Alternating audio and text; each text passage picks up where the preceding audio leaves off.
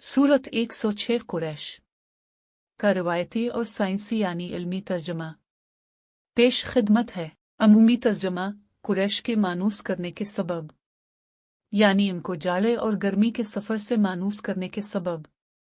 लोगों को चाहिए कि इस नेमत के शुक्र में इस घर के मालिक की इबादत करें जिसने इनको भूख में खाना खिलाया और खौफ में अमन बख्शा। और अब साइंसी यानी इल्मी तर्जमा पेश खिदमत है।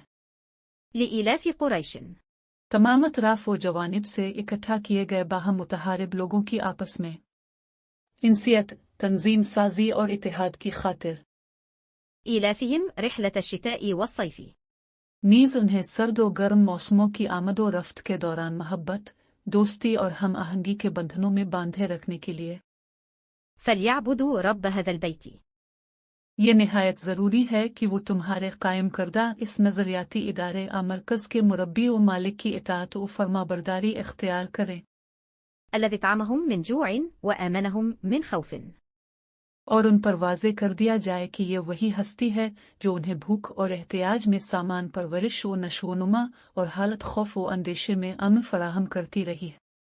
साइंसी यानी इल्मी तर्जमा कुरान देखने और सुनने का शुक्रिया।